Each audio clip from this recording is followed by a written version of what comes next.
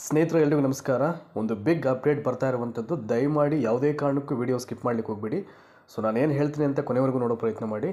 ಈಗಾಗಲೇ ನಿಮಗೆಲ್ಲ ಮಾಹಿತಿ ಇರೋ ಹಾಗೆ just few days back Kanthakumar sir ಒಂದು ರಾಜ್ಯ ಸಂಘಟನೆಯ ಅಧ್ಯಕ್ಷರು ಅವರು ಟೀಚರ್ ಆಸ್ಪಿರೆಂಟ್ಸ್ ನಿಯೋಗದ ಜೊತೆಯಲ್ಲಿ ಎಜುಕೇಷನ್ ಡಿಪಾರ್ಟ್ಮೆಂಟ್ಗೆ ವಿಸಿಟ್ ಮಾಡಿದರು. ಅಲ್ಲಿ ನೇಮಕಾತಿಗಳಿಗೆ ಸಂಬಂಧಪಟ್ಟ ಹಾಗೆ ಸಾಕಷ್ಟು ಸುದೀರ್ಘವಾದ ಚರ್ಚೆಯನ್ನು ಮಾಡಿದ್ರು.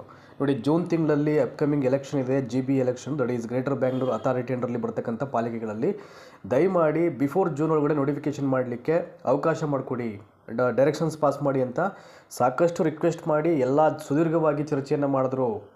ಬಟ್ ಅವರು ಸರಿಯಾದ ರೀತಿಯಲ್ಲಿ ಯಾವುದೇ ಹೇಳಿಲ್ಲ. ಬಟ್ ಕೇಳಿಸ್ಕೊಂಡ್ರೆ ನೀವೆಲ್ಲ ವಿಡಿಯೋ ನಾನು ಕೂಡ ಅಪ್ಲೋಡ್ ಮಾಡಿದ್ದೆ. 15,000 ರಿಕ್ರೂಟ್ಮೆಂಟನ್ನು ಬೇಗ ಮಾಡ್ತೀವಿ ಅಂತ. ಅಲ್ಲಿ ಕಮಿಷನರು ಮತ್ತೊಬ್ಬರು ಏನೇನೋ ಸಾಕಷ್ಟು ಬೇರೆ ಬೇರೆ ರೀತಿಯ ವಿಷಯಗಳನ್ನು ಚರ್ಚೆ ಮಾಡ್ತಾಯಿದ್ರು.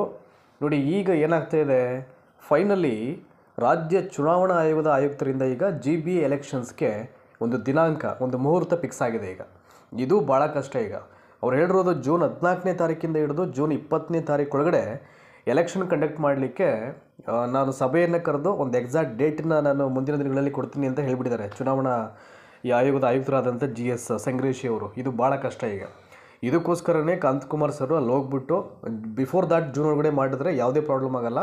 ಜೂನ್ ನಂತರದಲ್ಲಿ ಇವ್ರು ಯಾವುದೇ ಕಾರಣಕ್ಕೂ ಮಾಡಲ್ಲ. ಇನ್ನು ಮಾಡಿದ್ರೂ ಕೂಡ ಸಮಸ್ಯೆ ಆಗುತ್ತೆ. ಮತ್ತೆ ಕೋಡ್ ಆಫ್ ಕಂಡಕ್ಟ್ ಎಲ್ಲ ಬಂದುಬಿಟ್ಟು ಮತ್ತಷ್ಟು ಡಿಲೇ ಆಗುತ್ತೆ. ಇನ್ನು ಬೇರೆ ಬೇರೆ ಇಶ್ಯೂಗಳು ಸ್ಟಾರ್ಟ್ ಆಗಿಬಿಡುತ್ತೆ. ಇನ್ನೂ ಮುಂದೆ ಹೋಗ್ಬೋದು ಅಂತಕ್ಕಂಥ ಆತಂಕ ಮತ್ತು ಮುಂದೆ ಆಗ್ತಕ್ಕಂಥ ಒಂದು ಸಮಸ್ಯೆಗಳನ್ನು ಅವರು ಇವಾಗಲೇ ಫೋರ್ಕಾಸ್ಟ್ ಮಾಡಿಕೊಂಡು ಅಲ್ಲಿ ರಿಕ್ವೆಸ್ಟ್ ಮಾಡಲಿಕ್ಕೆ ಹೋಗಿದ್ರು. ನೋಡಿ, ಈಗೇನಾಗಿದೆ ಹೇಳ್ಬಿಡ್ತೀನಿ ನಾನು. So finally GB elections greater Bangalore authority June 14ರಿಂದ 24ರ ಒಳಗೆ GBA 5 ಪಾಲಿಕೆಗಳ ಚುನಾವಣೆ ರಾಜ್ಯ ಚುನಾವಣಾ ಆಯೋಗದ ಆಯುಕ್ತ GS ಸಂಗ್ರೇಶಿ ಅಂತ ಹೇಳಿದ್ದಾರೆ. ಈಗ ಸೊ ಡೇಟನ್ನು ಡಿಕ್ಲೇರ್ ಮಾಡಲಿಕ್ಕೆ ಈಗ ಸಿದ್ಧತೆ ಮಾಡ್ತಿದ್ದಾರೆ. ಈಗ ಅವರು ಗ್ರೇಟರ್ ಬೆಂಗಳೂರು ಪ್ರಾಧಿಕಾರ ವ್ಯಾಪ್ತಿಯ 5 ನಗರ ಪಾಲಿಕೆಗಳ ಚುನಾವಣೆಯ ಬಗ್ಗೆ ರಾಜ್ಯ ಚುನಾವಣಾ ಆಯೋಗದ ಮುಖ್ಯ ಆಯುಕ್ತರಾದಂಥ GS ಸಂಗ್ರೇಶಿ ಮಹತ್ವದ ಮಾಹಿತಿ ನೀಡಿದ್ದಾರೆ. ಏನದು, ವಾಟ್ ಇಸ್ ದಾಟ್? ಜೂನ್ 14ನೇ ತಾರೀಕಿಂದ ಜೂನ್ 24ರ ಒಳಗೆ GBA ದಿನಾಂಕವನ್ನು ನಿಗದಿ ಮಾಡಲಾಗುವುದು ಅಂತ ಹೇಳಿದ್ದಾರೆ. 14ರಿಂದ 24 ಜೂನ್ ತಿಂಗಳು ಬಂತು ಅಂತ ಅಂದ್ಬಿಟ್ರೆ ಇನ್ನು 14 ಡೇಸ್ ಯಾವ ಲೆಕ್ಕ, ಬೇಗ ಬೇಗ ಬಂದ್ಬಿಡ್ತದೆ. ಸೊ ನೆಕ್ಸ್ಟು ನೋಡಿ, ಅವ್ರು ಮುಂದುವರೆದಂತ ಹೇಳ್ತಾರೆ. ಈ ಕುರಿತು ಸುದ್ದಿಗೋಷ್ಠಿಯಲ್ಲಿ ಅವರು ಮಾತನಾಡಿದ್ದು, ಸೆಕ್ಷನ್ 34ರ ಪ್ರಕಾರ ಚುನಾವಣಾ ದಿನಾಂಕವನ್ನು GBA ಜೊತೆ ಸಭೆಯನ್ನು ಮಾಡಿ ಡಿಕ್ಲೇರ್ ಮಾಡಬೇಕು. ಹೀಗಾಗಿ GBA ಮುಖ್ಯ ಆಯುಕ್ತರಿಗೆ ಸಭೆಗೆ ಆಹ್ವಾನ ಮಾಡಿದ್ದೀವಿ ನಾವು. GBA ಮುಖ್ಯ ಆಯುಕ್ತರು ಹಾಗೂ 5 ನಗರ ಪಾಲಿಕೆಗಳ ಆಯುಕ್ತರು ಬಂದಿದ್ದರು. ದಿನಾಂಕ ನಿಗದಿ ಮಾತ್ರ ಬಾಕಿ ಇದೆ. ಸಭೆಯನ್ನು ಮಾಡಾಗಿದೆ, ಅವ್ರು ಬಂದಿದ್ದರು. ಈಗ ಡೇಟ್ ಡಿಕ್ಲರೇಷನ್ ಮಾಡಬೇಕು, ಅದೊಂದು ಪೆಂಡಿಂಗ್ ಆಗಿದೆ. ಉಳಿದ ಎಲ್ಲ ಪ್ರಕ್ರಿಯೆಗಳು ಕಂಪ್ಲೀಟ್ ಮಾಡಿದ್ದೀವಿ ಅಂತ ಹೇಳ್ತಾ ಇದ್ದಾರೆ ಚುನಾವಣಾ ಆಯೋಗದ ಮುಖ್ಯಸ್ಥರು. ನೆಕ್ಸ್ಟು ಮಳೆಗಾಲ, ಶಾಲಾ ಕಾಲೇಜು, ಸೆನ್ಸಸ್ ಇವೆಲ್ಲವನ್ನು ಗಮನಿಸಿಕೊಂಡು ದಿನಾಂಕ ನಿಗದಿ ಆಗಬೇಕು.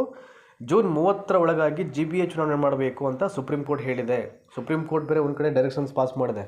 ಸೊ ಜೂನ್ 30ನೇ ತಾರೀಕು ಒಳಗಡೆ ಮಾಡಬೇಕು ಅಂತ. ಹಾಗಾಗಿ ಇವರೇನು ಮಾಡಿದ್ರೆ ಮುಖ್ಯಸ್ಥರು ಜೂನ್ 14ರಿಂದ 26ನೇ ತಾರೀಕು ಒಳಗಡೆ ಅಥವಾ 20ನೇ ತಾರೀಕು ಒಳಗಡೆ ಒಂದು ಡೇಟ್ ಡಿಕ್ಲೇರ್ ಮಾಡ್ತೀವಿ ಅಂತ ಇವರು ಹೇಳ್ತಾ ಇದ್ದಾರೆ. ಸೊ ನಿಗದಿತ ಕಾಲಮಿತಿಯಲ್ಲಿ ಚುನಾವಣೆಯನ್ನು ಮುಗಿಸಿ ಸುಪ್ರೀಂ ಕೋರ್ಟ್ಗೆ ನಾವು ವರದಿಯನ್ನು ಕೊಡಬೇಕು ಆಗಿದೆ ಅಂತ ಅಂದ್ಬಿಟ್ಟು.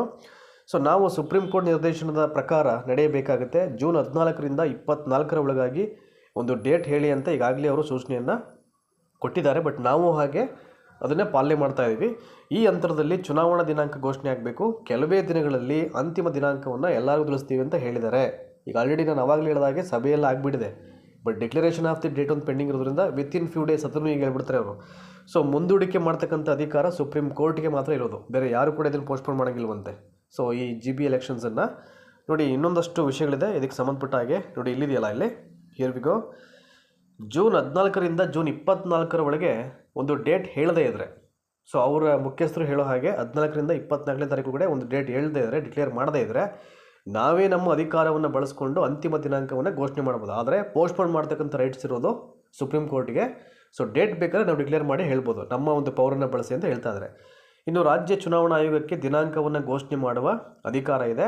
ಸಿಬ್ಬಂದಿ ಇಲ್ಲ, ಮತ್ತೊಂದಿಲ್ಲ ಅಂತ ಅಂದ್ಕೊಂಡು ಆಗ್ಲಿಂದಾನು ಹೇಳ್ತಾ ಬಂದಿದ್ದಾರೆ. ಆದರೆ ಸುಪ್ರೀಂ ಕೋರ್ಟ್ನಲ್ಲಿ ಮುಂದೂಡಿಕೆ ಆಗಿದೆ ಅಂತೇನೂ ಆಗಿಲ್ಲ.